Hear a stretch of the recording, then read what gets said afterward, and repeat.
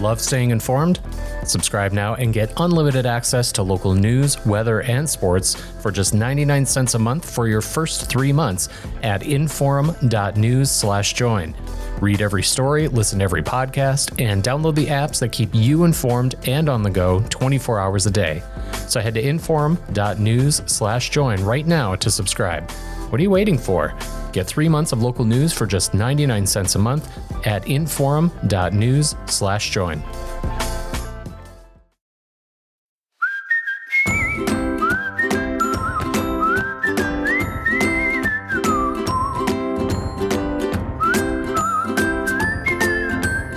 Welcome to Plain Talk, and it's going to be the last Plain Talk, actually, for a little bit. As I've mentioned in previous episodes, I am going on vacation. I'm going to the great state of Colorado with some friends, because after this All-Star break, the Yankees are going to be playing the Rockies, the first series out of the All-Star break. So, and hopefully, my struggling Yankees can get themselves back on track by beating up on the lowly Rockies a little bit.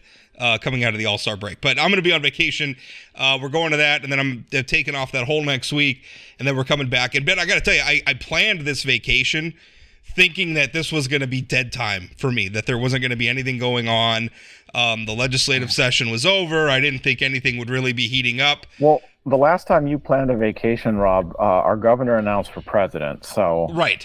That's right. So here we are. If you ever have a dip in ratings or clicks, you just plan a vacation and something will happen.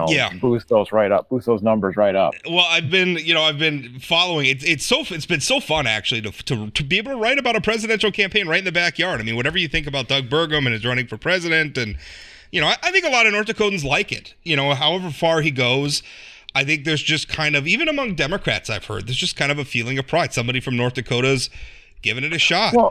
Well, and I said right away, if Doug Burgum can take away or can add to the chorus of voices that take away from the idea that you need to be from a big state, a big population base, frankly, a lot of electoral votes in order to run for president, I would love that. Sure. And I think the last time you truly saw that was Bill Clinton.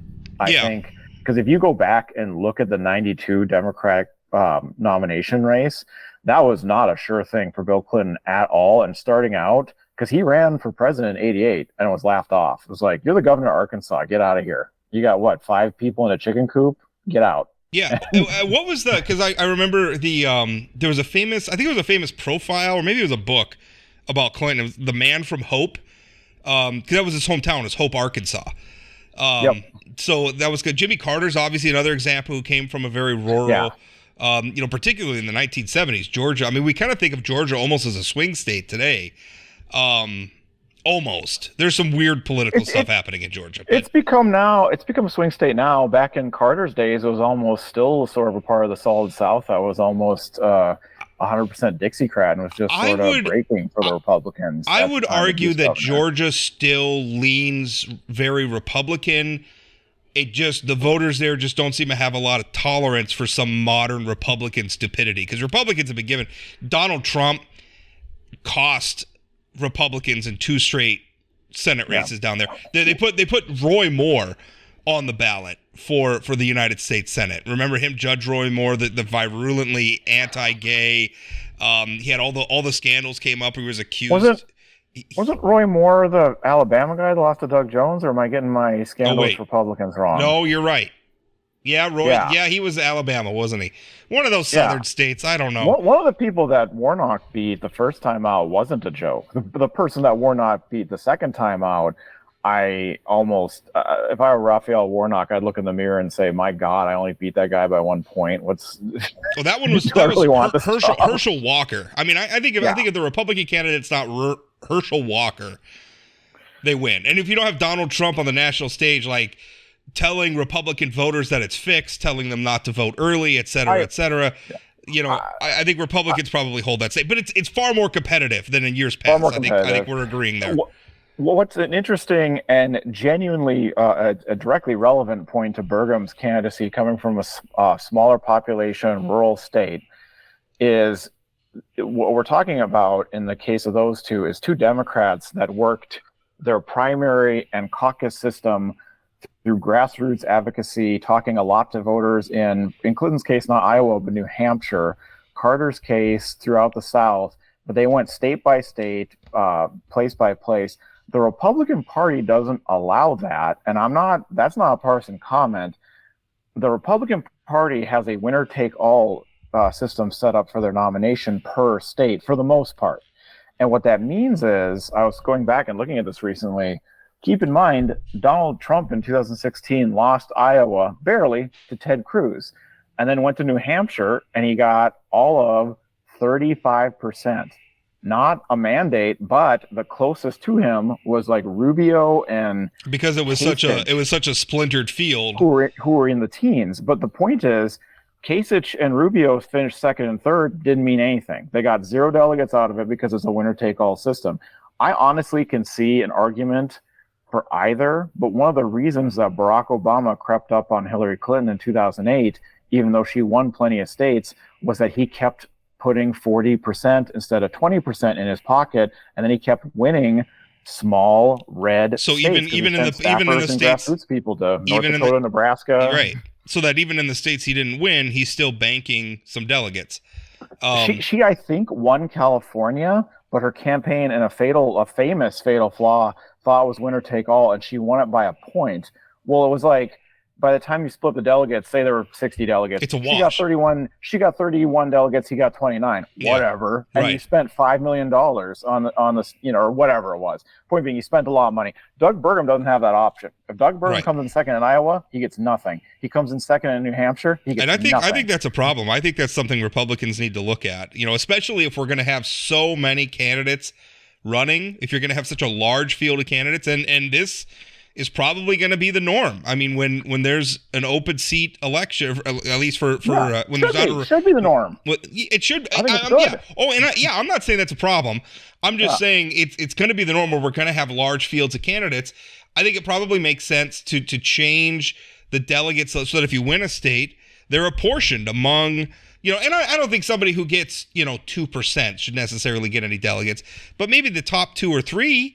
And that's just vote getters should be apportioned. I think there's 2 arguments in favor of the way the Democrats do it, and I'm talking in broad generalities because it's not every state and it's not it's not on high. The RNC and the DNC don't do it from on high, really. It's per state. But there's a political argument, and I think there's a good governance argument. The political argument is you want someone who's deft enough to lose well in areas where you aren't going to necessarily win as your party, because you want that being your bannerhead, whether you're a Republican or a Democrat.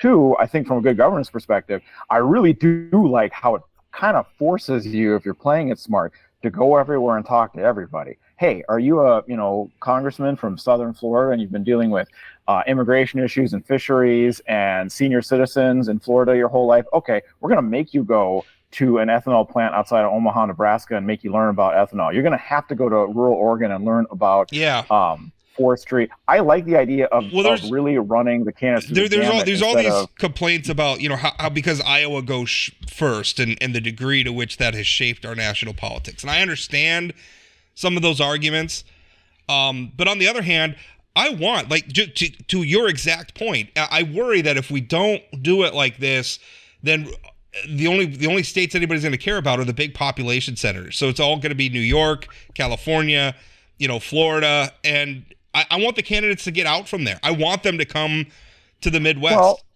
for a long time in the 90s and the 2000s, and it started breaking away, but for a long time, the top 10 highest population states have more than half of the U.S.'s population. And the top 3, you always just ticked off because you knew exactly where they were going to go. Texas, California, and New York. New York and California are going to go for Democrat after Bill Clinton-ish. Texas, New York and California are going for Democrats. It's a done deal. If you spend any money there, you're wasting it. Texas is going for Republicans, and that's that. Now, Texas has started to move a little more purple, but not entirely. Has it? Because I think Democrats like to tell themselves that every cycle, and then we get to Election Day, and it didn't at all. Well, by objective numbers, it has, because Joe Biden did better against Donald Trump than Hillary Clinton. Okay. Hillary Clinton did better against Donald Trump than Barack Obama. It sounds like you guys should pile a bunch more money into Beto O'Rourke then and see how that happens. See how that works. It doesn't work until it works, though, because if you look at it, it's the only state where Obama 08 does, or Obama in 12 did better than in 08.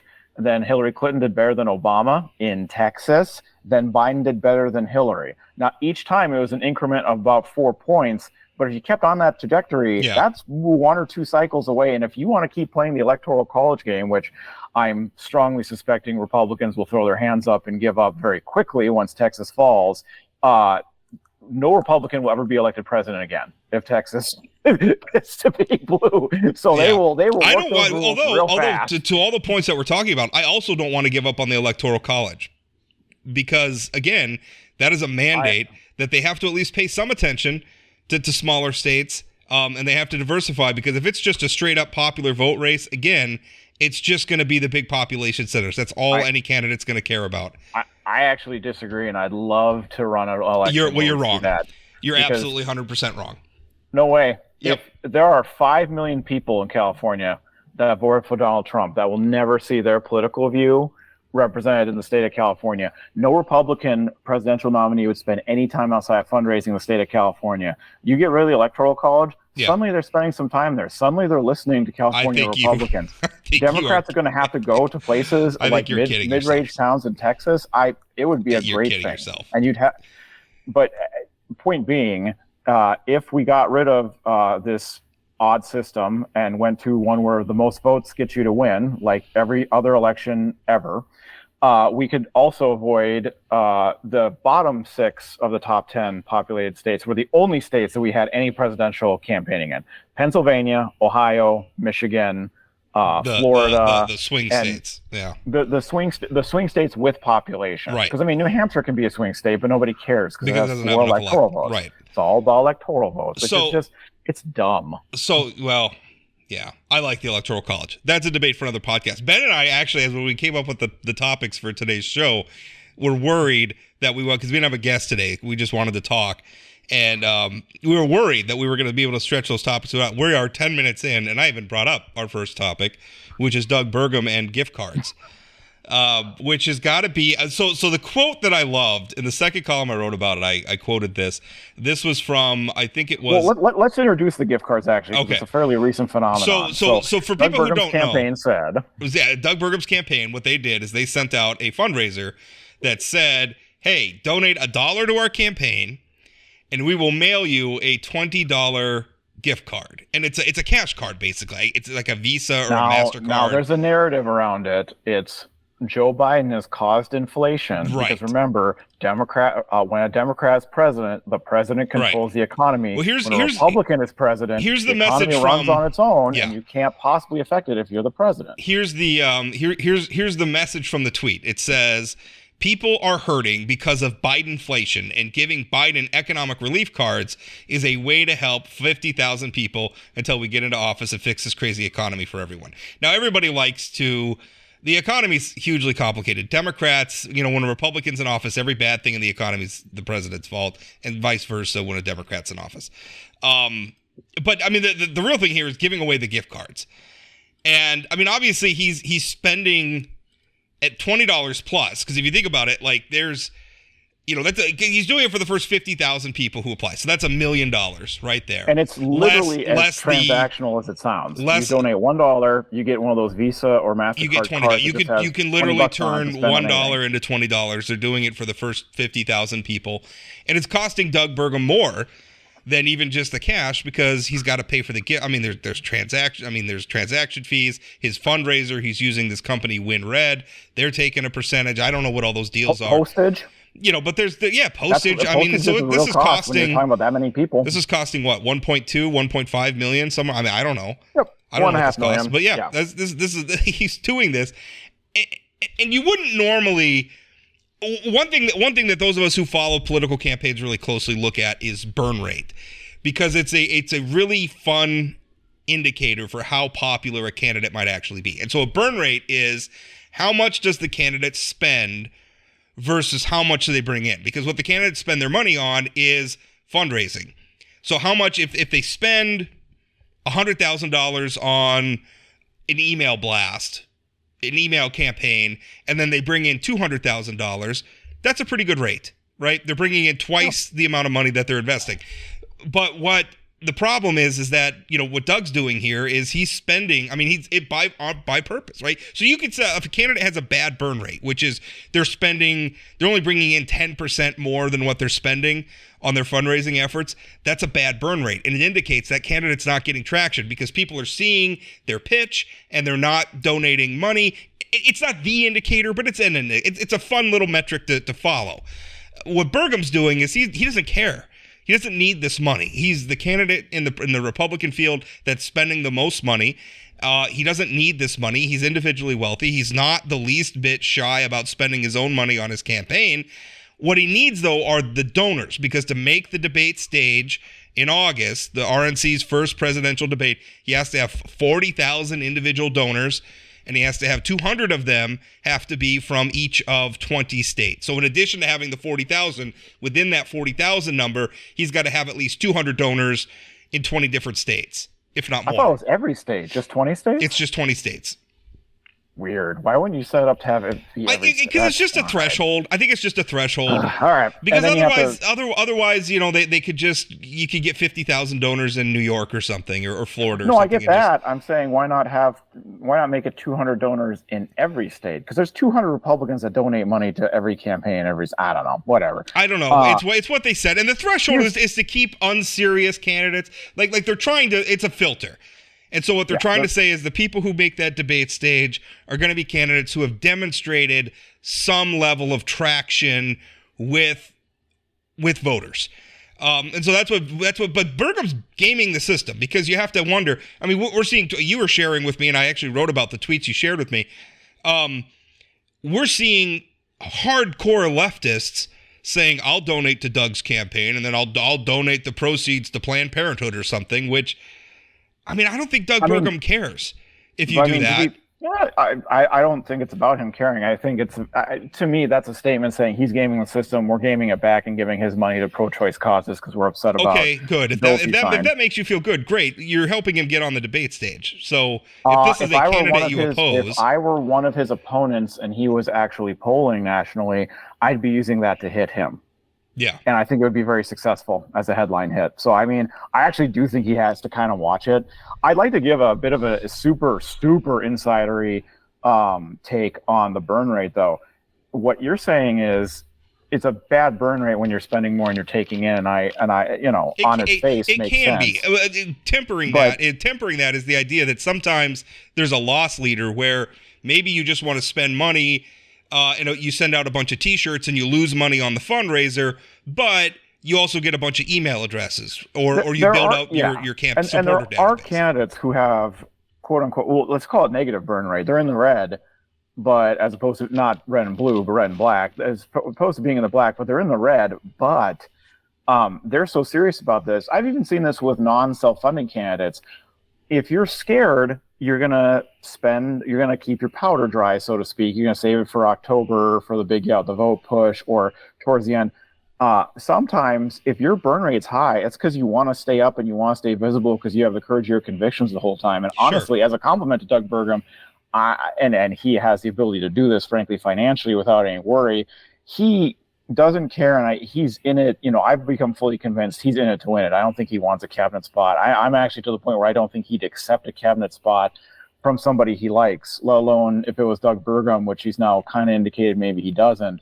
And so I actually think it's fine. I will say you wrote about, and it makes sense for folks that don't know about campaign finance laws, there's a question about its legality. And to me, just my 2 cents was, it has to be legal because you're giving somebody something of monetary value, in this case, literally $20, for making any size of donation. The minimum is $1, but there's nothing stopping any campaign under the sun from saying, if you give us any donation, we'll send you a Marco Rubio for president or a Ron DeSantis for president hat. Yeah. And then you can turn around and sell that hat that you got for a $1 donation for $5. Well, at that point, you have $4 cash in your pocket. Also, from the candidate, from the campaign's perspective, what's the difference if they make a $1 donation and he gives you a beer cooler or something, right, with Doug Burgum on it? And on that transaction, he's losing money. The beer cooler costs him $15. You donated $1, cost the campaign $14. But from Burgum's perspective, he got your donation. He also got your name and your address and your email address and all that information in his database. Maybe that makes sense for him. But what's the difference between if it's a cash card instead of a cooler? It's not. Now here's what the law says, because there is a law against what's called straw donations, which if you've ever heard, like in the gun control context, like straw purchases, where it's like you get somebody else, like you can't legally purchase a firearm, so you induce somebody else to purchase it for you. Or you're under 21 and you get your older brother to go buy you beer for your 19-year-old. There you go. So what a straw donation is, like for whatever reason, I can't donate to a political campaign. Maybe I'm a foreign national and I'm not allowed to. Maybe I've already maxed out and I'm not allowed to. So I give money to somebody else and then they donate my money in their name. And so essentially obscuring the true source of the money and skirting the law. So, and here's what the federal code, this is of the United States Code. It says, I quote, "No person shall make a contribution in the name of another person or knowingly permit his name to be used to effect such a contribution, and no person shall knowingly accept a contribution made by one person in the name of another person." Which makes sense. Now the thing though is that's not what's happening here though. Nothing's being obscured. Nothing's being hidden. It's donors donating their own $1 and getting back from Doug Burgum a $20 cash card.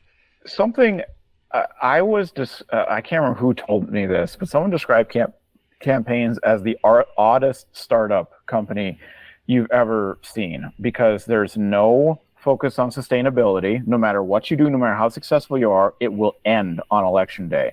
You build up as much cash as humanly possible and basically set up a crash test dummy in a car and ram the car as hard as you can into a wall to see where it goes.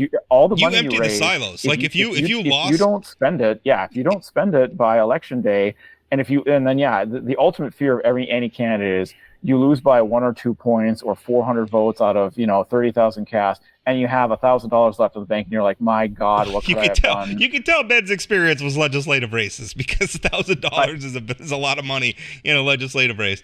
But mostly you can tell I ran as a Democrat, because I'm thinking of $1,000 is a lot of money. Well, that too. Anyway, point being, Doug Burgum is spending more on gift cards than I will ever see in my life, and we will. He's basically setting $1 million on fire, right? but he is, and I will say the reason I brought up that startup comparison is when a campaign has cash left over in September, October, and you're getting up to November, and this has nothing to do with legislation, any political race, you want to burn that cash, so then you start selling things at a loss, usually it's campaign merchandise, because if now a beer cooler, not so much, but a yard sign, a hat, a shirt, you're a walking advertisement for that campaign, and you're walking visibility for that campaign that they might not get otherwise, because your friend or neighbor or somebody at the ball game sees you wearing a Burgum, for in this case president, shirt. That in theory helps your campaign out. Honestly, I don't think anything Doug Burgum's doing here is illegal. I think it's extremely crass and very transparent. Cynical. And again, if you were one of his opponents and he was registering, I'd hit him on it, and I think it'd make for a pretty easy hit. Sure. But honestly, I could see somebody calling for an FEC ethics reform that says, in the future, I'd like it so that you couldn't just give away cash for a donation. I think this is icky, and I think I'd support that rule. I don't think it exists right now, so he's not doing anything illegal. Right. I actually think it's a good reform. I think it's such an unusual situation. Nobody thought they would have had to make it illegal. Like who would think that you would have to do this? But here we are. But it's legal. I will tell you, if I was the candidate, this is not a decision I would have made. Like if a marketing person or somebody came and pitched me on this, I think that I would say no. I think for where Doug Burgum is, I mean, he's at the bottom of the polls. By the time if he breaks out in this race, by the time he does that, this is going to be old news. I don't know that anybody's going to care. I thought also, by the time you're on the debate stage, even if someone brings it up, he's going to say, "That's not inflation. Like we got to talk about China. We got to talk about." If you were in Ron DeSantis's position, that's a much different situation. And I don't think Ron DeSantis would do this. But Ron DeSantis was always going to he's going to qualify for the debate stage. He's going to be there. So he doesn't have the problems Doug does. You have your campaign run ads comparing to a serial killer played by Christian Bale. So I think it's not a decision I would make. I think it's one that's probably going to put Doug on the debate stage. That's where he needs to be. I mean, if he doesn't make that debate stage in August, I just don't see how he continues. He polls at 0. He can't get on the debate stage. He's going to be a nobody. I mean, he should fold up the tent. I actually see a route for him past the first debate stage. When you're spending as heavily as he is in Iowa and New Hampshire, I wonder how much of a long-standing mark he's leaving, name ID mark he's leaving. So we have 2 polls that I have seen in Iowa and New Hampshire, because that's where he's one was from St. Anselm College. St. Anselm? I don't know how to pronounce it. It's 6. Clearly a household name. Yeah, it was June 21st through June 23rd. So this was a few weeks ago. He polled at 2% in New Hampshire, which is certainly better than he's polling nationally. There was just a more recent poll. It was just conducted July 5th to July 6th by American Greatness, which I got to tell you, I'm not familiar with this group. When I click over, it's got a big picture of Donald Trump at the top. So I have a feeling. Say, sounds MAGA aligned if I ever. This is not. I don't know. I don't know. I don't know anything about this group, but they're being aggregated by Real Clear Politics, and I trust them. For what this seems like a very Trumpy poll. Burgum wasn't even in it. He wasn't even listed in it. So. But when you're receiving mailers and you're seeing consistent TV and you're hearing that mark, I mean, we did see it in North Dakota in a primary. It's a very different circumstance, different budget, different level. But I'm wondering if that consistent drip between now and January. Sure. Because I'm guessing he stays up between now and January. It could. No one else is going to stay up that consistently. And these polls, who's picking up the phone necessarily? If it's older folks in Iowa, especially New Hampshire, where all you have to do is vote and not caucus, and you've been seeing it on TV, you've been getting mailers, if we see a poll in Iowa or New Hampshire drop, where all of a sudden he's at 6, 7, 8, 10%, something like that, and then even if he's not on the debate stage, but he's polling that well to where he's in striking distance, where he could get up to maybe be a second or third place in those states and have some momentum to build on, especially with all the legal uncertainty we have about Donald Trump, especially with everything we're seeing where DeSantis is maybe fading. Sure, I see a path. But if he's still non-existent in the polls or polling at 0, both nationally and in the states, and he doesn't make the debate stage, I'm sorry. It's over. It's a big hit, and I agree with you that in the long run, it's not gonna matter on the debate stage. At some point, he's got to make momentum. At some point, he's got to get momentum. I mean, something's got to happen. And that's the other thing with this gift card gambit is, boy, it got him a lot of attention. Got his name out there. The reason I point out the left-wing folks doing that is, it almost depresses me how innovative it is that he's getting people who would never want to vote for him to give him dollars to get him on. It would be different. It'd be different if one of the Pod Save America guys gave Chris Christie $1 to help get him on the debate stage, and I'm guessing they're probably going to do the same thing with Burgum because they want to dilute the field as much as possible for Donald Trump. It'd be different if it was a lefty saying, I want Burgum up on that stage because I hate Donald Trump and I want as many alternatives. But that's not what this is. The fact that it's basically just he got people with free money. That's what it is. I mean, it's people who were never going to vote for him anyway. We're certainly probably not going to participate in the Republican candidate selection process. They helped put him on the debate stage. That money was a sunk cost. He was spending it anyway. What does he care? He does not care. And he's going to say thank you for the donation. Because I think in the past, Democrats have simply said national polling is all we need, or maybe there was a minimum. I think this donor requirement by the RNC is the most stringent of any. I don't know that. I can't speak to that. I don't know. I will say that the one way that this could backfire, because remember, this donor requirement, that's just a GOP rule. There's a lot of ways this could backfire. If Doug gets any momentum in Iowa, one of his opponents, I'd be running ads immediately. This guy is so unpopular. Well, also, I mean, not just running ads. you could all of a sudden see maybe DeSantis and Trump and maybe Nikki Haley, some of these others saying, hey, this was not the spirit of the rule. He's cheating. And the GOP tell Doug, those donations don't count. If it was a donation made to get a gift card, that doesn't count towards getting you on the stage. At which point, he just blew a whole bunch of money and didn't. And by the way, I mean, they've been explicit. They've been explicit in their comments to the media saying, our intention is to get on the stage. This is about getting donor numbers to get on the stage. So if the GOP says, no, these ones don't count, which arguably, I don't think that would be, it'd obviously be controversial from Burgum's perspective. I think you can make a case saying, boy, this is not in the spirit of the rule, so these donations don't count. Asa Hutchinson, I hope I'm pronouncing his name correctly. I think it's Asa. I pronounce it Asa. Okay. I Asa. could be I'll wrong. go with Asa. Asa Hutchinson, former governor of Arkansas, I believe. I kind of like the more upfront version he's doing, though, where he's selling pins at any, at $1 or more, and the pins say, get Asa on the debate stage. And I like the fact that he's just like, this is so I can participate. Burgum's campaign is trying to do this, like, we're fighting Bidenflation by giving away free money. Really? You're giving away free money is fighting inflation? I seem to remember Republicans having a problem with it. Come on. Like, okay, it's different when it's different when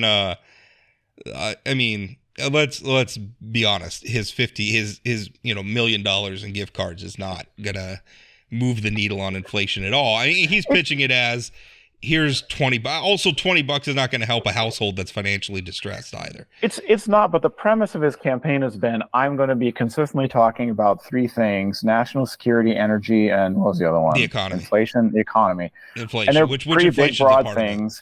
But point being, I want to get away from cultural issues. I want to whatever. But then, like, the campaign side isn't, reflecting that very well. Yeah, you can argue that inflation, more Carnival Barker. You can argue that inflation is in the economic part of that debate. But anyway. To your point, yeah. Some of the stuff, like, we don't want. I hit him on this in a column. We don't want culture war stuff, but also he sends out I think the headline was like, they hate us or something. Yeah. That's the us versus them stuff that I thought he wanted to get away from. And I think he believes that. But also, you got to remember, there's a disconnect. Even go back to 2016 when he was running for governor. There's a disconnect between who Doug Burgum actually is and what he portrays for political purposes on the campaign trail to get elected as a Republican. There is. Doesn't make for a great case for being president. And you can, hey, I'm going to be president. Maybe my administration will reflect my priorities. I don't know. Not a confidence installer. Well, there's also that famous quote from Kurt Vonnegut from his book Mother Night, which is, you are who you pretend to be. And so you should be careful about who you pretend to be. So there's that. All right. That book was adapted into a movie that no one saw, but it's pretty good. The book is much better. The movie that had Nick Nolte in it. Yeah, I like it. The premise of the movie is that it's Howard W. Campbell Jr. was a famous playwright, and he was American, but he was living in Germany. And when the Nazis rise, he was contacted by an American spy and asked to basically spy on Germany by serving as a propagandist. So he becomes this, like, kind of a Lord Ha-Ha or one of those propagandists. Yeah. And he was prolific at it, and he was amazing at it, but he was also, through his broadcast, passing secret messages out of Nazi Germany to the Allies. And then at the end of the war, nobody knows that he did that. So he's on trial for being a war criminal, but nobody knew that he was working for the. It's a really good book. The movie, from what I remember, it was was okay. I enjoyed the book more. Anyway, I haven't read the book, so we got North Dakota topics. This is not book talk. Let's talk about the PERS board, because this is super nerdy, but there's some interesting things happening. All right. I think it's incredibly important. We have, it's 60,000 employees. Public employees in North Dakota. I don't know what the number is off the top of my head. It's a lot between the retired and active members. It's tens of thousands of people. So let me affects a lot of people. Let me set this up. Two significant for the context of this story. Two significant things happened during the legislative session. First, we moved from a defined benefit pension to a defined contribution pension. For those of you who don't know what that is, A defined benefit pension means you're guaranteed a benefit. Like you meet the formula, you put in X number of years, you are guaranteed a pension payout at a certain level. A defined contribution is what most of us in the private sector have, which is like a 401k or an IRA. Your employer puts in some defined portion of it's a percentage of your salary or $500 a year, whatever it is your employer decides, you contribute to it as well. It's tax sheltered, and then you use that for your retirement. The problem with defined, and I don't want to turn this into a defined benefit versus defined contribution because we do a whole show on that, but that's where it started. That's where this tension's from. You can't avoid bringing it up and having it be part and parcel of what's happening right now. Well, there's a two. Okay, then let's talk. There's a almost $2 billion shortfall in the current pension. One side of the debate towards keeping the status quo is, well, if we just put more money into it and do some other policy tweaks, we can get it back on a trajectory to solvency. The argument, which I agree with, is if we move to a defined contribution system, we don't create these moral hazards in the first place because defined benefit contributions are structurally unsound in the long run. I'm glad we did it, but it's going to be an expensive as hell transition, and it's going to require. It was not universally agreed upon, and even had prime sponsored by Republican alternative options to keep us on a version of the system we had currently had. But from Republicans with a lot of public employees in their districts. And it was a distinct, he was representing his constituents. Sure. And, I'm not arguing against it. I think he's wrong.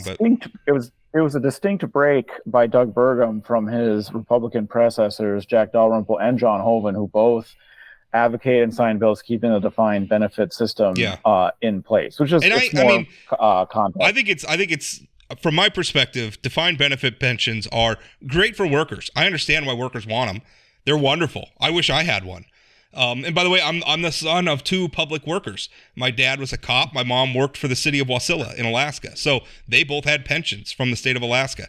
I get why workers want them. They're a bad deal for the taxpayers. I can tell you, my dad retired with a full pension from the state of Alaska at 39 years old and has been receiving $50,000 a year and full health care from the state of Alaska since he was 39 years old. How long do you have to work to do that? He worked 17 years, I think, as a state trooper. It was an early buyout thing, though, too. Like, it was a weird thing. They didn't let everybody do it, but... I was going to say, my father recently retired from a career at the USDA, but he's getting a very good pension, but that's after 40 and a half years in the same job. Sure.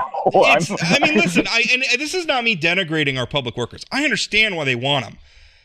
It's a bad deal for the taxpayers.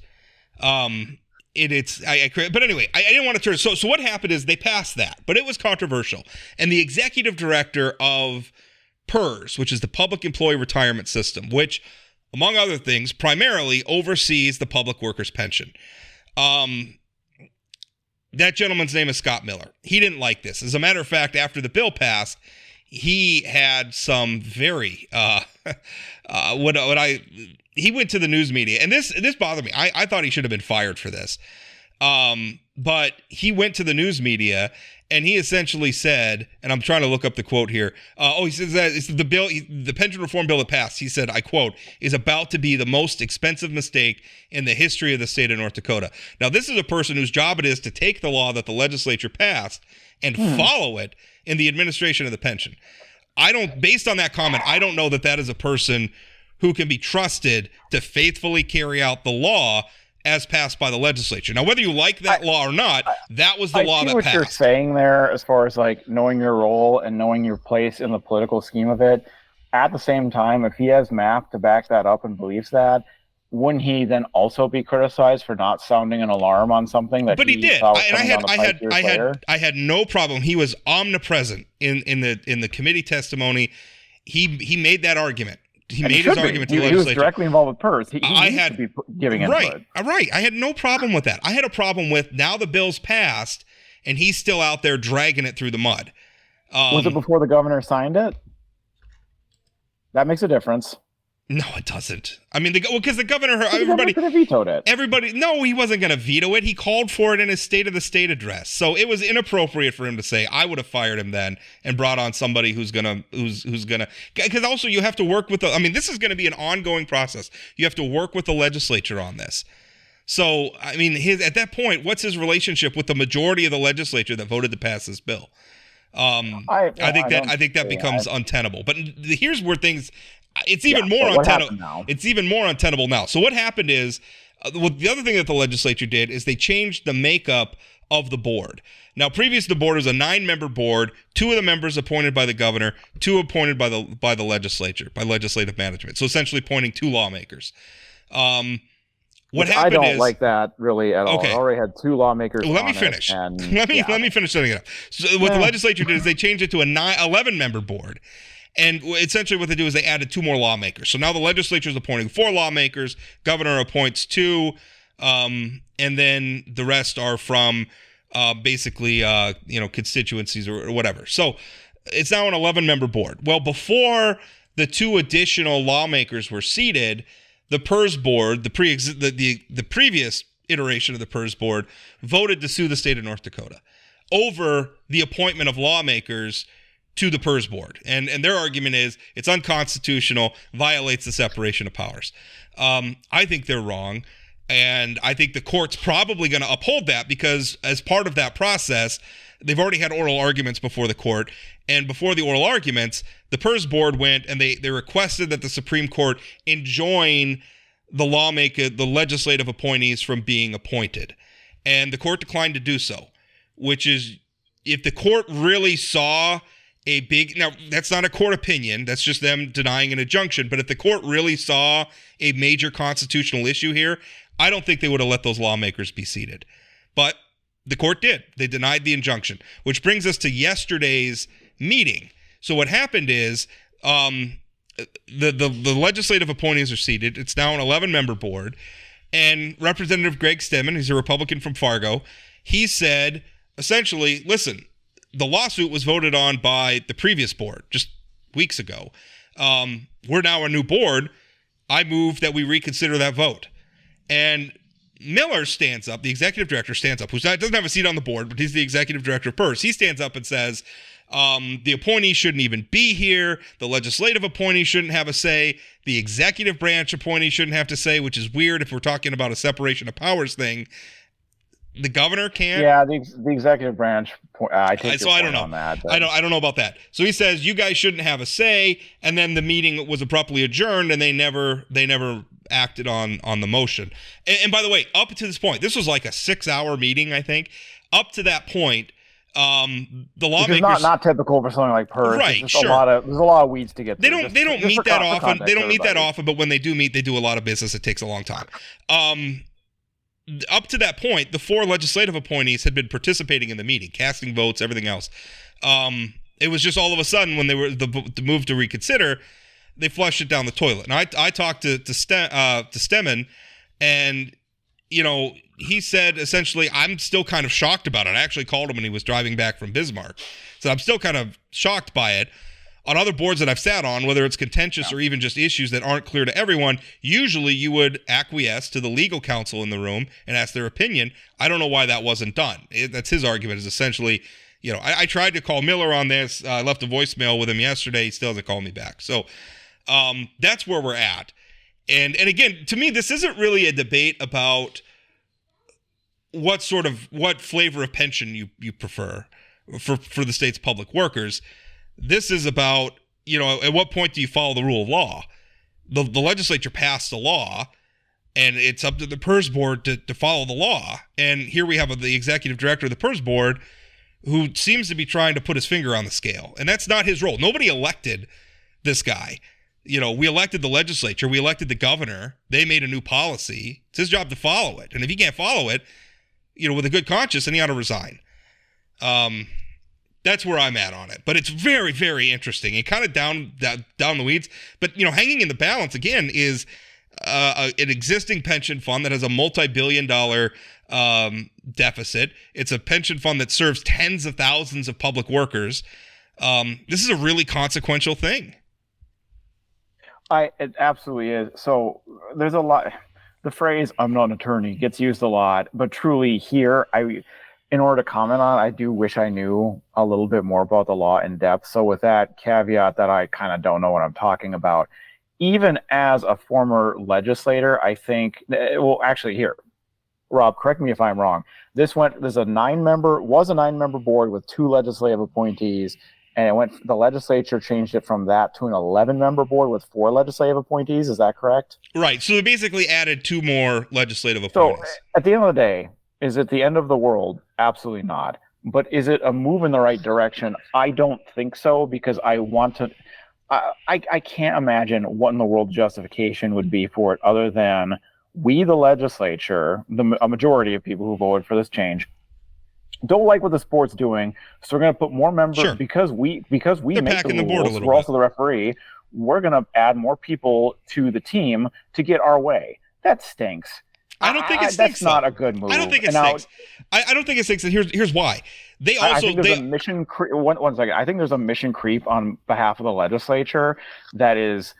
It's unbecoming, and I don't think it will produce the best results. And I do think it's going to be a thing you see more and more of, that in a way that will make a lot of people, including private sector businesses, uncomfortable as we keep having people who have not been in these leadership seats for a long time with term limits coming in. But you were saying. My point is, and you've got a good point about term limits. I mean, that continues to be a rolling disaster, the consequences of which are not yet palpable, but will be. Part of the reason why I understand why the legislature did it is they implemented a very, very significant transition away from the defined benefit pension and the defined contribution. That is going to take years to execute, because one of the complications is you have all these people in the defined benefit pension that have to be made whole. I mean, the way it works, I mean, Social Security is a defined benefit pension, and it works like this. The people at the bottom put money into the fund, and then the fund has earnings so that the fund can in turn pay out benefits to the people who retire. If you're not putting new young workers in at the bottom, eventually you run out of money in the defined benefit fund to pay. So we're going to have to be making appropriations along the way to keep the people who are already vested in the defined benefit pension, to keep them whole. That's something that we're going to have to do. And so this is going to take the work of multiple legislative sessions. I understand why the legislature wants some more seat on the board overseeing this, so that they can help with that transition. And also when you have the executive director of the PERS board who is openly hostile to the reform that the legislature just passed, I understand why they wanted a greater say on this board. I don't think it stinks at all. I think someone could have your exact stance on the change in the pension makeup, and your stance with Scott Miller. Now, I can't comment one way or another really on Scott Miller. I don't know him. I haven't talked to him. I'm just seeing the things you're seeing. But it's a poor way of going about it, because at some point when you set that precedent, it will absolutely, positively come back to bite you. What precedent, though? There were already 2 legislative appointees on the board. They were overseers. Now you're making them not a majority, but you're starting to make them a block. And if you start creating blocks on these boards with governor appointments, you invite the pettiness of the rivalry between the governor and the legislature. You invite the legislature to create legislative priorities versus citizen-led priorities of the board. That's the purpose and the mission of the board. It's the same reason we don't invite people to be a legislator for a day. You're elected to a 4-year term, you have all the responsibility and consequence of that 4-year term. When you're elected as a citizen member of a board, the purpose of the board is to be a citizen member, and essentially the legislators are observers. Yes, they're, in this case, they're voters. And again, everything I'm saying is the move the end of the world? No. Is the way that it was the absolute perfect way of doing it? No. But it's a gradual move in the wrong direction that I could see, especially without institutional leadership entering into other citizen-led boards, and then all kinds of drama and problems. I think that this is only unusual in North Dakota, where we have a part-time legislature. I mean, you go to the federal level, you go to states with full-time legislatures, oversight boards that are populated with lawmakers are common.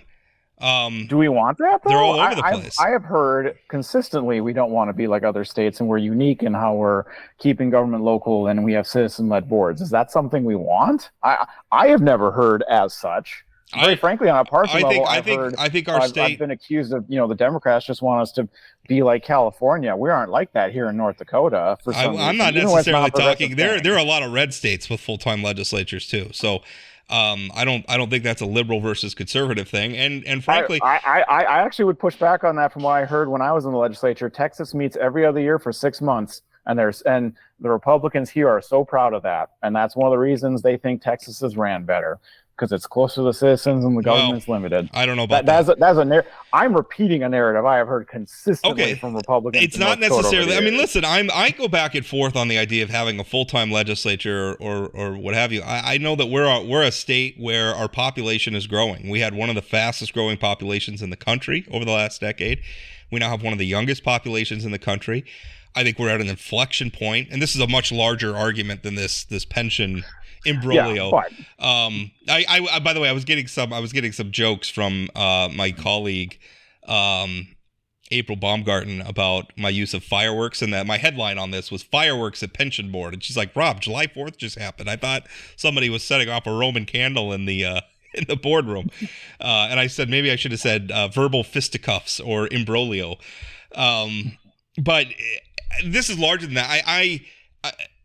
I don't know. I mean, I think we may need more engagement now from the legislature sometimes. Now, the flip side of that is, we just created term limits. So I don't know. Maybe one way to offset what we've done with term limits, which I would not have passed, which I think is a terrible idea, is go to a full-time legislature so that the people who are elected during those 8 years can be more engaged with government and learn more. Because if it's a part-time legislature and they're only showing up 6 months every 2 years, that is 4 months every 2 years. 4 months. Yeah, 4 months. You're right. But I just, my argument for this has been just go to South Dakota system. We do 80 days every other year. Do 40 every year. Okay, maybe. Hop in every year. Right. Make That's still more. Be flexible. Okay, you're still making my argument for me. That's still more engagement than we currently have, and I think our state needs it. We need, and that's not growing government. We need checks and balances between the states. I don't think these legislative appointees violate the separation of powers at all. I have no clue. I just think it's a bad direction to move in, and I think it's going to manifest itself. I don't think because remember the law. I mean, if it's just a separation of powers question, the lawmakers have been on that board for years. The two, all we added was 2 more. How does that violate separation of powers? Because now, by the way, the lawsuit wants to kick all of the legislative appointees off. Listen, you guys are all the campers going to Camp Crystal thinking you're going to have a good summer there. And I'm the old man staying outside going, beware. Jason's coming for all of you. I think you're being silly. That's what they said about the old man. Then they all died. No one's going to die. Okay. But it's well, a bad life is not Friday the 13th.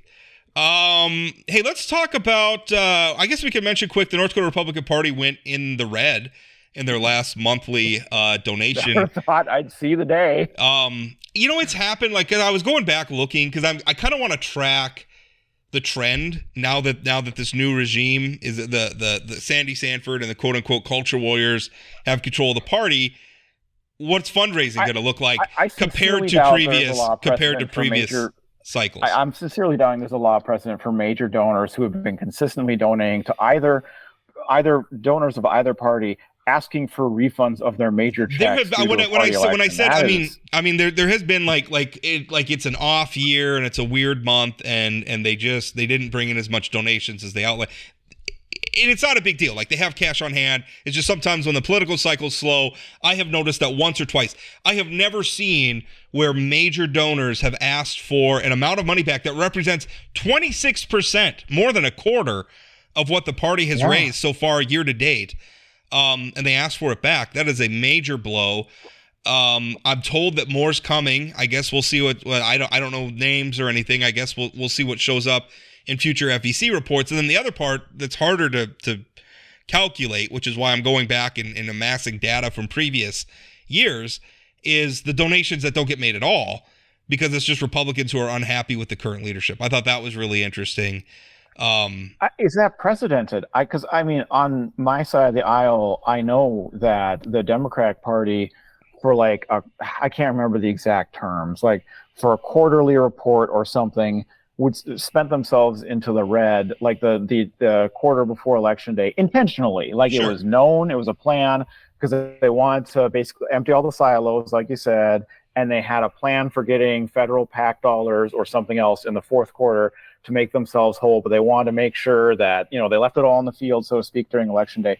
My understanding with the Republican Party is they don't centralize operations out of a party the way the Democratic Party did, it's a little different. It's kind of bizarre to me, because it would feel like overlap in spending. Clearly, with the election results, it's been very successful, but I don't know if one reflects the other or not. The Republican Party, I think part of the way it's come like this is because Democrats, even if you go back to the heyday, if you look on a long enough timeline, there have been very few moments where Democrats in North Dakota have had a lot of statewide elected officials in particular. Well, weirdly, actually, in the 80s, it was kind of just the 80s, but in the 80s, it was actually maybe easier to get elected as a Democrat in North Dakota. Kind of the high watermark. But outside of that, because they had half the statewide offices, they had one of the chambers for like a session or two. Do you know? Point being, Sinner was governor the whole time. We had an all Democratic delegation for most of it. Do you know we've never elected a Democratic auditor? I do know that. There's one other one we've never elected. Isn't there? I don't know. I'd have to go back. We had a public service commission, and it gets weird because if you get into the early days of statehood, it's hard. There was the independent voters and the NPL. There was a nonpartisan league. There was an independent whatever. Independent voter. Was it the IVF or something like that? Yeah. And Minnesota did the same thing. They had an independence party. They had a reformer party. They had a So anyway, it's the NDGOP's. And I don't think that money's going away. I just think that I have a feeling you're going to see like a PAC outside of the party that's formed to support normie candidates. I think that's where a lot of the money's going to go, or it's just going to go straight to candidates. But then when you're going to ask a statewide election officials, statewide, which is all of them, they're all Republicans. Why are they going to go to the convention? Why is a Tom Beadle or a John Gottfried or a Drew Wrigley or some of these? Why would they go to Brian Crochus? What does the party do for them? Really? I'd like to know. Here's what I'd like to know, and it's as someone who's very political and pays attention to a lot of this stuff. No offense, because it was your paper, but the Forum, I think, recently ran 2 articles about Brent Sanford and his post-lieutenant governor days. Frankly, they were very, kind of positive, pretty fluffy about him being a consultant. And then at the tail end was like, and his wife's entered politics, becoming the chair of the Republican Party, all of which is true. And it wasn't an article about Sandi, and you aren't who you're married to. I don't want to assign that. And Sandi isn't Brent either. She's her own person. And I truly want to respect that. Brent Sanford, by the way, the former lieutenant governor, his wife was elected party chair. That's what we're talking about. Yeah. And that is the reason for these refunds. So directly listed as the reason for these refunds.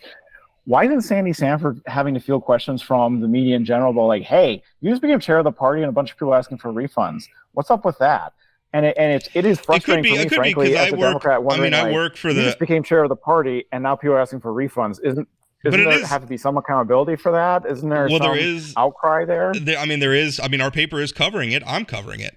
You're covering it. Absolutely, you are. But then, and by the way, I request comment from Sandi, and at one point, she was amenable to coming on the podcast so we could ask her questions in this format. She does. And she stopped responding to me. She doesn't respond to requests to inquiries about stories, and she doesn't respond to repeated trying to get her on the calendar to come on the podcast. So I don't know. If it's because of me, you can just have her on Friday and she can talk to I don't think it's you. At this point, I think she'd rather talk to you than talk to me. And listen, I'm a tough I have interview nothing against her. I'd love to field these questions because I think it's good for people to know they're the controlling party of the state. And not to toot my own horn, there's not a lot of people working in the North Dakota media that cover politics at the depth that I do. And I think it's easy because a lot of them don't understand, all the inner workings and moving cogs and everything. Yeah. So a lot of reporters don't know to ask.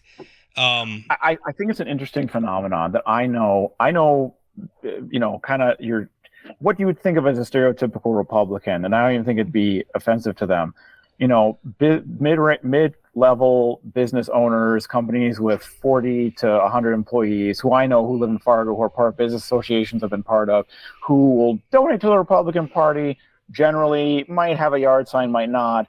definitely vote Republican. They're the kind of people who voted for Burgum over Wayne Stensham because he was a businessman. Sure. I'll bet you, and this is not an insult to their intelligence, I will bet you they have no clue this is going on. And if you told them, they'd be like, what's the deal with that? And they might be a little concerned. I mean, as big as my audience is, it is a very, very politically engaged audience. And so a lot of times, I mean, there's a whole, I mean, and again, I have a ton of readers, but they are the people who are paying attention. And that's not most voters. You know, myself and then also my audience are not average voters per se. Or certainly they don't engage with politics the way the average voter does. And that's just reality. So, I mean, even if I'm writing about it, you're right. I mean, it's how much is that penetrating? I actually want to mention something we hadn't planned, which is you have written about before, which is we're recording this on July 12th. By July 15th, we, by law, have to know how Governor Burgum's campaign for president is doing donation-wise. I checked minutes before coming on. I have not seen that filing yet. So it sounds to me like they're going to drop it at the last minute, which is on a Saturday, a slow news day. Clearly, North Dakota media will cover it, but that is going to be a very interesting look into where Governor Burgum's. If he drops it, I mean, if he drops it after today, I won't be covering it because I'm going to be on vacation. This son of a gun. I should text him and say, "Listen, Slacker. I need you to file this so that I can write about it before I go on vacation." You know it's going to be a big news story because you're going on vacation. Like I said, last time you went, of course it is. See, this is why I should just not. Denver. I should just not take vacations. I'll text you while you're at the Rockies-Yankees game, and I'll be like listening to the donors, and it'll just your phone will just be blowing up. You're like, shut up! I'm trying to watch this baseball game. If it were up to me, I wouldn't take vacations. I just wouldn't. But I would take a sick day here and there, and that's it. But you know, that's such is life.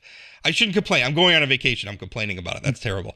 The final thing I did want to hit, although we're a little bit over time, is the Minnesota tuition program, which it's the North Star Promise. It's students from households that make $80,000 and less can attend a Minnesota university system, a public university institution. System, but it includes bachelor degrees, right? I believe so. But it does include technical colleges and the trades. It's free tuition. I don't know all the details off the top of my head. It's estimated to apply to about 15 to 20,000 students, including it could apply to an estimated 1,400 students who are currently enrolled in the North Dakota University system. And so we had President David Cook from NDSU on recently. He was kind of one of the people sounding the alarm, saying, listen, you know, we've got to stay competitive with them. And I agree with him. In fact, I think it's one of the beautiful things about the federalist system of government is that the states have to compete with one another. And I think a lot of ways that makes the policies better. Also understanding that states are different and they have different constituencies. We don't have to be Minnesota. Minnesota doesn't have to be North Dakota. Make them compete for GDP, for success, for people. I don't think that's a bad thing. I agree. There was a lot of dunking on North Dakota, you know, because, you know, it came out, some of our university system leaders in North Dakota had a strong reaction to it. And then people were like, oh, well, you should just be like progressive Minnesota, you dumb, benighted North Dakotans, which I thought was unfortunate for a couple of reasons. First of all, Minnesota didn't pass that policy to dunk on North Dakota. They passed it because they have a problem. They have an enrollment crisis. Their enrollment's down over the last decade, like more than like 27%. Though I have to admit, when you look at some of the activities of our legislature, child care access, background checks for child care providers, insulin prices, something, Minnesota had a problem, and then they did something about it. We eventually did something about that in North Dakota, but and even with this, I agree. I don't ever like it when you dunk on people or you declare a whole North Dakota is a philosophically different place than Minnesota, and that's just the way it is. By the way, even saying the state of Minnesota, Western Minnesota is not the Twin Cities, right? The Iron Range ain't Western Minnesota. Sure. We'll see. We'll see how it works out for Minnesota. And maybe it'll work great. Well. They see a swell in their trade schools, and I bet you it really benefits them because they're missing those skilled manual trade workers the way that North Dakota is, and I bet and you know who I bet really hurts here is Wahpeton. That could be, especially given the geographic proximity, and that's Wahpeton's wheelhouse. And that's no insult to Wahpeton. No, not at all. But by the way, the other thing too is this idea that North Dakota doesn't spend on higher education. We, on a per capita basis, we are consistently at the top of the list. In fact, we spend about 87% more per capita on our university system than Minnesota does. We have a very outsized university system. My argument, and this is a third rail of politics, and nobody wants to hear this, is I think Minnesota's giving us an opportunity. I think they're giving us an invitation to be competitive, and we should respond to that by being innovative. And one of the ways I would like to see us get innovative is to recognize that the days of putting up buildings and then filling them with students are over. That's not going to be central. I mean, listen, we need good facilities and we need campuses. Don't get me wrong.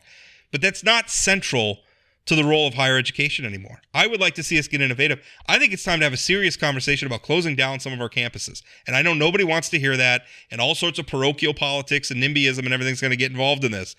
But shut down some of the campus, refocus the resources on the state. And I think if you went to our legislature with a package saying we could start maybe a free tuition program, maybe it doesn't have to look exactly like Minnesota's, like we'll do that in North Dakota and we'll fund it by consolidating some of the schools. That's not a bad pitch in a conservative state. Now, I don't know that that's going to ever come. It's probably a pipe dream because, again, the parochial politics around this. Nobody wants to lose. Lawmakers around Mayville State or lawmakers around Valley City State or up in Botno or whatever, they don't want to hear that. I think even the Minot State people are going to say, "I know what's going to happen here. We're going to get the higher ed people, all the higher ed people outside of maybe NDSU and UND, because they aren't closing. Every other institution in the state, and there's 9 other ones. There's 11 total. They're all going to say that written into the state constitution. Yeah, they're all going to say, we don't want to do that. We don't want to take them out of the state constitution because we're going to be on the chopping block. So they're going to speak with a unified voice. But at some point, we got to innovate. We can't just keep going as we are. Let me give you an alternative to the opportunity, because and then a quick pushback, and I don't know if I'm right, and I don't know what's going to happen, but here's an alternative. I completely agree with you that it's now on to us to innovate. Something I've always wondered, and there's no traction for it, is truly just Ben Hanson's idea, but I think it has merit. We have 11 schools in the state constitution. We've had, if you want to get into the legislative weeds, study after study after study of here's how we do this, here's what we're going to have, here's who we're going to close down, here's how we're going to fund. Okay. Specialize the schools. And I think that is a way of competing with Minnesota, because I don't know that, I think, Morris versus Crookston versus Moorhead, you can tell I'm an Eastern North Dakota guy. And I got my bachelor's from MSU and I'm from Moorhead. I got my grad degree from NDSU, so I can say go Bison or go Dragons and be welcome wherever I go in Fargo, Moorhead, ha ha. But say what you will. If you made Mayville the teacher's college, that's where you're going to get the most affordable and specialized training, and you made Botno, because they do a forestry program, which sounds strange to people, but it's actually pretty cool. You get what I'm saying. And you had these places that were recognized, maybe even nationally, for, think outside the North Dakota box and say, we're going to have a world-class. Well, South Dakota has a School of Mines where a lot of geologists and stuff come out of. In fact, at one point, I remember at the height of the shale oil boom, graduates from the South Dakota School of Mines in their first year or first 5 years or something were earning more money than Harvard and Yale graduates. I mean, it was the number one. Why wouldn't Williston be the number one place you go if you want to work in the oil industry and import a whole lot of Texans up here? But have an ambition and have a vision, because that's what are going to drive people to you if you can't offer simply free tuition, which is what Minnesota is doing. If we're going to have those institutions, I think there is, and maybe it's sunk cost syndrome, but I don't know that it is. You have so many things already in place. Why not utilize them? Because right now we do have a lot of overlap. There's a lot of overlap between Mayville and Valley City. There's a lot of overlap between how would you handle it? Offers. I mean, we've come to a strange crossroads when the conservative on the podcast is going to have to defend a robust liberal arts education. But here I go. Here we are. I think it's important for people who are learning about welding to learn a little bit about Shakespeare too. I don't disagree. It's not that you get rid of them entirely. I think you specialize them once you get past that freshman year of generals. Because I think you have a vision and you do that. I think that's one way. It's an intangible. Don't get me wrong, but one way that higher education enriches our society. It's not just teaching us the skills we need to make a living and to be workers and to have a career, although that's important, but also like why we work. Why do we build bridges? Why do we aspire to these great things? Why do we try to have new scientific so we can make room for ourselves to create beauty in the world, to create art in all the forms that art can take, from a play to a book to a painting to a video game. Abstract thought that adds to our economy. If you want to go on the business side of it, products don't innovate themselves all by themselves. I don't know. I mean, I understand what you're saying. I just don't know that it solves the problem. You know, the problem is we need to refocus our resources that we're spending. Again, North Dakota is punching above its weight in terms of per capita higher ed spending. We spend a lot on higher education in the state. We do. I just don't know that we're always spending it wisely. And I think it's one of the things that does keep our economy afloat compared to some other, not afloat, but it keeps our economy humming versus some other similarly populated rural states. And I will say to you, or to your point about the more generalist education, liberal arts education, what I'm saying with specialization is I'm asking for North Dakota to make a first move versus what I've seen a lot of what North Dakota government has done, maybe not people, but government's done, is be reactive. In this case, it would be a reaction to a move that Minnesota has made. I'd like us to have our own vision and see what we can do for the future. And now, here, I said I was going to give you pushback, and I will. I'm going to give you pushback real quickly on what you're saying. Do I think the idea of having 7 or 6 universities versus 11 in the state constitution is the end of the world on paper? No.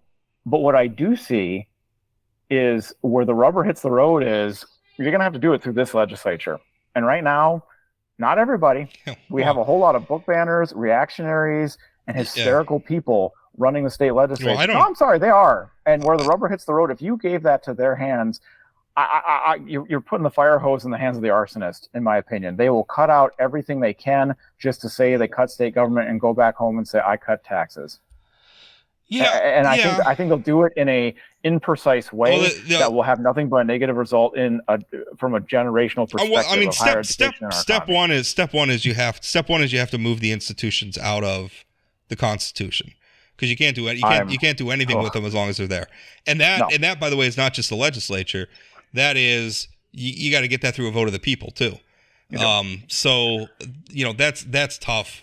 And again, it's a pipe dream. But I'm terrified about what they do at the end of it. Now, and you could say, hey, just because that's a bad solution doesn't mean the current situation isn't problematic. And I'd say you're right. But unfortunately, maybe I learned the lesson too well, that just because something's bad doesn't mean the legislature can't make it worse. Well, that's true. We don't need a cure that's worse than the disease.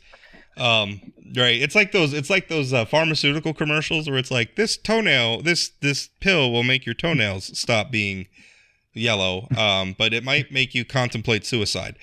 Yeah. And it's like, I would rather just have yellow toenails, I think. Point being, I need to be able to trust the leaders that would be in charge of making this change. And right now I don't. It's a pretty harsh thing to say. But I bet you if you ran through everything and polled the North Dakota people overall, they'd probably say the same thing. What's the famous saying? You go to war with the army you have, not the one you wish you had. That works in government too. For better or worse, this is our legislature, and that's a separate problem. I'm not gonna stop proposing.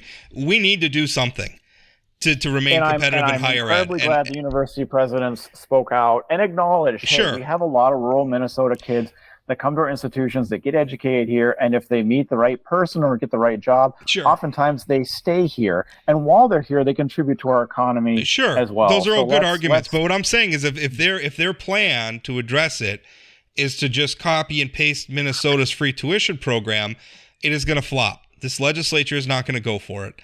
It's not going to happen. So we better be thinking of something else. And also, by the way, I don't necessarily want to do that. North Dakota is not Minnesota. Our problems that face our education system are not identical to the ones that face theirs. No, they're not. And I'm so curious to see what Minnesota gets from this. Because I would love to know. Even if it's a roaring success for them, but again, even if you wanted to try to get something through that, you're going to have some major concessions, and those concessions might have to be, listen, maybe we don't need 11 campuses anymore. And I know that's tough, but or something else. I mean, but somebody come up with something else. It very much depends on the program too. Yeah. And you're well aware of this too. Like med school can't go online. You kind of got to do a lot of that. Sure. Law school, I would argue, is the same. Yeah, science, any kind of hard science like chemistry school, you can't just do it online. I don't know that I want the people. Does accounting need to be in person? I don't know. I'm not an accountant. Maybe it does. I don't know. Does political science need to be in person? Probably not. But does yeah, some of us are pretty good at political science. We never got a degree. I don't know. All right. Well, we're gonna end it there because we're over time. But that's gonna be an interesting debate. I'm just saying, if copying and pasting Minnesota's policy is a non-starter, right? And also stop dunking on North Dakota. Minnesota had its own problems they're trying to solve. Who's doing all this dunking? Who's saying these things? Well, it's Twitter and whatnot and other columnists and I mean and that's kind of the problem too, right? We see all modern political debates through the lens of the very, very online, who are not representative of the larger electorate. So that's part of it. I will say that is one area where I can't claim to know everybody. I'm not a professional pollster, nor do I know if modern day polling is a great way of doing it. But having been a candidate multiple times is great in the sense that if you do it right, you are going door to door talking to people and going to events who aren't inherently political, and you get a feel and strike a conversation for people that don't spend their days reading every headline and getting to know what they want or what their reaction is to things that the legislature is doing. And I wonder if the people in the state of North Dakota with full knowledge of it would want the universities taken out of the system, or if how they'd react to a specialization. I don't know. But well, maybe they'd say no, in which case we're stuck with what we've got. So, all right.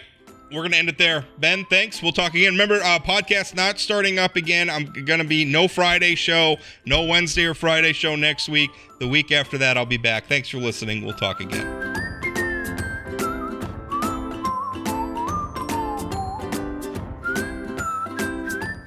Did you know Forum Communications Company has a robust podcast library? At inforum.com/podcasts, we have everything from politics, sports, true crime, outdoor adventure, and more. Visit inforum.com/podcasts and explore them all today.